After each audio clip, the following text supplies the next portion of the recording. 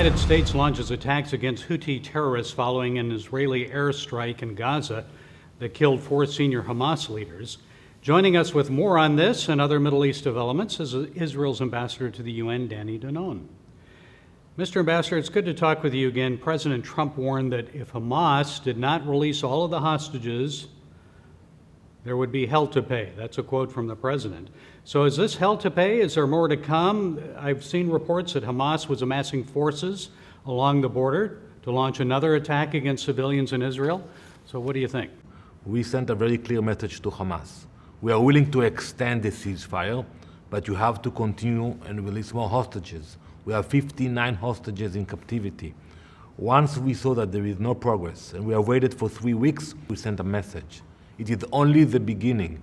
If Hamas will not engage in the negotiations, we will use more power, and we are very serious about it. And I would advise the world to stop with the condemnations. It will not help them. We are committed to bring our boys and girls back home. A lot of Israelis believe that Prime Minister Netanyahu may be giving up on the hostages.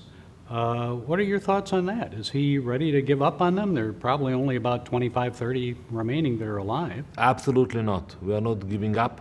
We are determined to bring them back home and to eliminate Hamas. Those are the goals of the operation, of the war, and we will achieve those goals. It takes us longer because we have to maneuver among civilians. We are trying to minimize civilian casualties, but we are committed. We will show no mercy on our enemies, and Hamas paid the price, but we are determined to finish the job. So what is the goal after the job is done, after the war? What does a Gaza look like in the future? So I want to remind you, Gary, that we left Gaza 2005, and we actually told the Palestinians, go ahead, build your own future. We are not there. We took out the communities, we took out the military bases, we went back and we were on the border. And look what happened. Hamas took over, and the people of Gaza suffered, and we suffered. But we cannot take chances anymore. So I think for the future, we can say one thing. We will make sure that we will be safe. Regarding the future of the people of Gaza, hopefully they will be able to find a different way to run their lives, maybe to move to somewhere else, but Hamas will not stay there. President el-Sisi of Egypt came forward with his own proposal for the future of Gaza, $53 billion reconstruction plan, but that would include the Palestinians remaining in Gaza. What does the Israeli government think of that idea? Do you support it? Do you reject it? Well, it's not the issue of funding. We saw in the past that, billions of dollars were brought into Gaza. And look what happens there. So it's about vision, leadership, values. If we will continue to glorify Hamas, to glorify violence, there will be no future in Gaza. And I think today what we are lacking is leadership that will condemn terrorism among the Palestinians, not only in Gaza, but also in Judea and Samaria.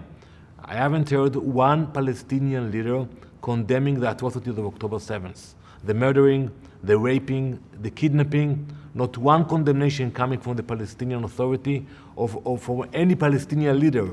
So one can ask himself what future you have if you don't have a strong leader who is willing to condemn violence. Yeah, where's Abu Mazen? I mean, he was opposed to Hamas, and look, he hasn't criticized them at all. Exactly. He had a chance to make the distinction between Hamas and the moderate Palestinians, and he did exactly the opposite. He endorsed the Palestinians. He celebrated October 7th. That's not acceptable. On to the Houthis in Iran. U.S., as you know, had this airstrike against the Houthis in Yemen, and President Trump followed that, saying, look, if there's another attack from these Houthis, guess what? Iran, you're accountable for this. There will be dire consequences. What did you think of that reaction from the president? President Trump is absolutely right. There is no distinction between the Houthis and Iran. They give them the ammunition, they train them, they feed them, they pay them. It's a proxy. So basically, when you target the Houthis, you send a message to the Iranian, don't mess with the US. And we saw the attacks, not against Israel, against US vessels, against military facilities in the region. They are threatening the allies of the US in the Gulf. So I think that the message of the president is the right message. That's the language you have to speak in the Middle East. You have to show strength. And I want to remind you, Gary, we attacked the Houthis in the past. We will continue to do that. But when you look at their capabilities, today they have ballistic missiles that can reach Tel Aviv and Jerusalem. They will be able to develop ballistic missiles that can reach Miami and New York. It's only a matter of time. When you look at the UAVs, they have UAVs that can target Israel and Europe. Give them a few more years, those UAVs can reach the shores of the US. So now is the time to make sure that the Houthis will not have those capabilities. And this is just a ragtag gang in southern Yemen. So they're getting all this from Iran. How did Iran get it? But don't underestimate those terrorist groups. We learned the lesson on October 7th. When you have a terrorist group hiding behind civilians and somebody is feeding them with technology and ammunition, sometimes it's more dangerous than a state actor. Because with a state actor, you know how to fight with them. You have military to military. But when you have a terrorist organization hiding behind civilians, it's challenging. It's challenging for us in Gaza. It can be challenging for any other country. And the biggest challenge, of course, for Israel and the United States, the whole world, as a matter of fact, is the nuclear development that Iran is undertaking. They're very close. Israel's been warning us. I know your prime minister has been warning the world for years. They're getting closer. They're getting closer. They're very close now. President Trump has said, we cannot stand for a nuclear Iran. So what has to be done to stop them? We have to block them, either with sanctions or with the military, period. This year we mark the 80th anniversary of the liberation of Auschwitz. And we'll have learned the lessons. When you have a radical leader threatening to destroy nations, you better believe him. And when you look at the regime in Tehran threatening the US and Israel, we believe them. So we are not taking any chances. Israel is a small country with a small military, but we know to punch high. And we will do whatever is necessary to make sure that Iran will not have a nuclear bomb.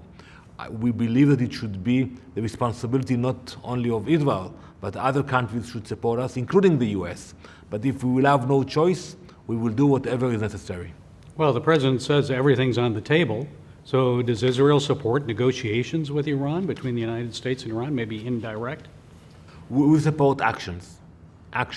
If Iran is saying that they don't want a nuclear capability, you can work out a deal. But if they are playing and buying time, that's dangerous. And I want to remind you what happened with North Korea.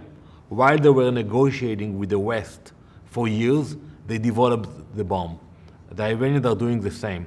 They are buying time in order to move forward. We cannot allow it. Okay, when we come back, we're going to talk about Syria, Hezbollah, and the United States.